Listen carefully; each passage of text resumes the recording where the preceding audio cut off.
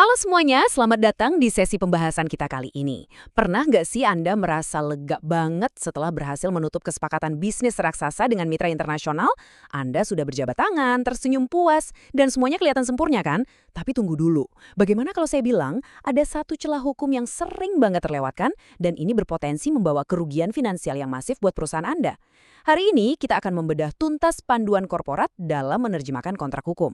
Kita akan melihat kenapa panduan ini adalah kunci utama untuk mempertahankan kepercayaan dan pastinya keamanan bisnis Anda.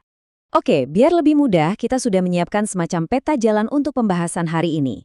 Kita akan mulai dari risiko tersembunyi, lalu masuk ke benturan bahasa, dampak fatalnya, kriteria kualitas penerjemah, dan terakhir, daftar checklist verifikasi.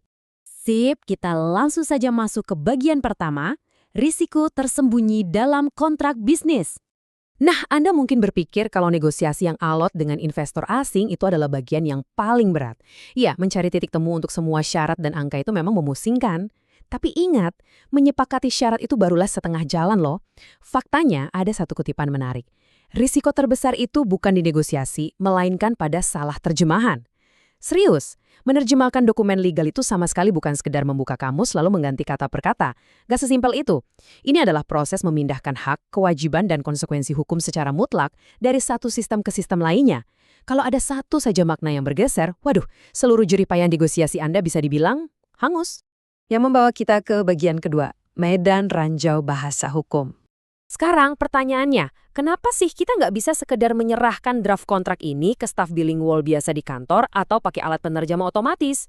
Jawabannya ada pada apa yang kita sebut legalese. Ini adalah bahasa hukum yang sangat spesifik dan kaku banget. Setiap terminologi yang dipakai secara langsung mendikte kewajiban kontrak Anda. Misalnya nih, istilah bahasa Inggris seperti indemnification, force majeure, atau termination for convenience. Di dalam Kitab Undang-Undang Hukum Perdata di Indonesia, istilah-istilah ini punya padanan yang aturannya sangat ketat. Salah memilih satu diksi saja, itu bisa mengubah total esensi siapa yang harus menanggung kerugian kalau tiba-tiba ada masalah. Ngeri kan? Dan masalahnya bukan cuma di terminologi, kita juga sedang berhadapan dengan benturan dua sistem yang berbeda. Dokumen berbahasa Inggris umumnya berakar pada sistem common law.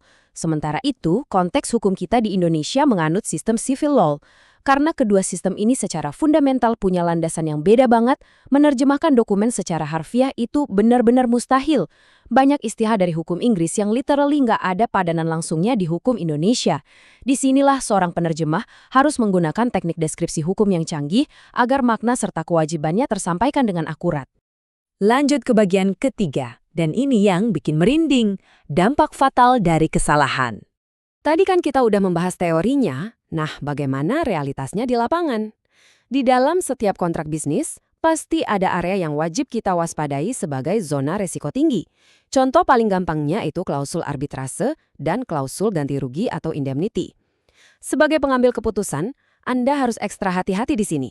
Kesalahan kecil dalam menerjemahkan klausul berisiko tinggi ini nggak cuma memicu perdebatan antar pengacara, tapi secara harfiah, bayangkan ini bisa membuat seluruh kontrak bisnis tersebut unenforceable. Artinya, nggak bisa dieksekusi sama sekali oleh pengadilan kalau terjadi perselisihan. Kosong, begitu saja. Dan coba tebak berapa angka yang menjadi taruhannya? Miliaran rupiah. Ini bukan isapan jempol loh. Dalam preseden nyata di dunia korporat, kesalahan menerjemahkan satu kata saja. Satu kata yang mendefinisikan cakupan kewajiban dalam klausul ganti rugi pernah memicu sengketa lintas negara yang amat panjang. Ujung-ujungnya, sebuah perusahaan dipaksa membayar denda hingga miliaran rupiah. Jadi, salah terjemahan di dokumen legal itu bukanlah sekedar typo administratif biasa. Ini ibarat bom waktu finansial yang cuma menunggu momen pas untuk meledak dan menghancurkan operasional perusahaan Anda. Jadi, bagaimana cara mencegahnya? Kita masuk ke bagian keempat, kriteria penerjemah hukum berkualitas. Memilih penerjemah itu bukan soal siapa yang paling murah atau paling cepat kelar, melainkan siapa yang mampu melindungi kepentingan bisnis Anda secara hukum. Coba deh lihat betapa luasnya landscape dokumen yang berisiko di dalam korporasi. Ada perjanjian jual beli, memorandum of understanding, notulensi rapat umum pemegang saham, kontrak kerja karyawan ekspatriat, sampai dokumen vital seperti paten dan merek dagang. Risiko kesalahan bahasa ini diam-diam menyusup ke hampir setiap elemen krusial perusahaan Anda, mulai dari divisi HRD sampai ke perlindungan aset. Nah, poin krusialnya di sini. Anda wajib membangun perlindungan berdasarkan 4 pilar utama ini saat menyeleksi penerjemah. Pertama, legal accuracy.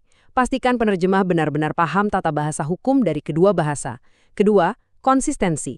Mereka harus konsisten menggunakan istilah yang sama dari awal sampai akhir untuk menekan ambiguitas. Ketiga, dan ini harga mati, kerahasiaan. Dokumen legal Anda adalah rahasia dapur bisnis.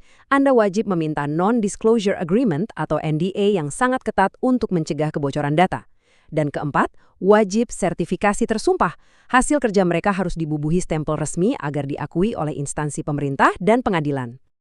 Sekarang kita tiba di bagian kelima, daftar checklist verifikasi. Bagian ini sengaja kita rancang sebagai contekan praktis buat divisi pengadaan dan para pimpinan. Saya benar-benar menyarankan, jadikan daftar checklist ini sebagai standar operasional prosedur di kantor sebelum Anda mengikat kontrak dengan agensi atau individu.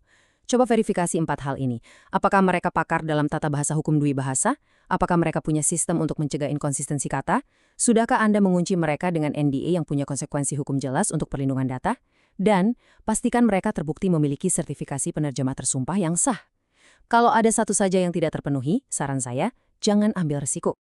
Sebagai pengingat terakhir nih, mempercayakan dokumen bernilai miliaran kepada mesin otomatis atau staf tak bersertifikat, itu sama saja dengan mempertaruhkan seluruh aset perusahaan Anda di meja judi. Nggak sepadan. Investasi awal yang Anda keluarkan untuk menyewa penerjemah tersumpah yang profesional itu sebenarnya kecil banget. Apalagi kalau dibandingkan dengan kerugian masif, denda, dan biaya pengacara yang harus Anda tanggung dalam skenario sengketa litigasi di masa depan. Jauh lebih efisien, kan? Jadi, untuk menutup sesi kita kali ini, ada satu pertanyaan pamungkas yang harus Anda renungkan dan tanyakan pada tim legal Anda hari ini juga. Apakah kontrak bisnis Anda saat ini sudah benar-benar aman secara hukum? Jangan biarkan kerja keras Anda runtuh cuma gara-gara dokumen yang diterjemahkan sembarangan. Gunakan wawasan dari pembahasan kita hari ini untuk segera meninjau ulang protokol di perusahaan Anda. Terima kasih sudah belajar bersama kami dan pastikan setiap kata yang Anda tanda tangani benar-benar menjaga masa depan bisnis Anda. Sampai jumpa di pembahasan menarik berikutnya.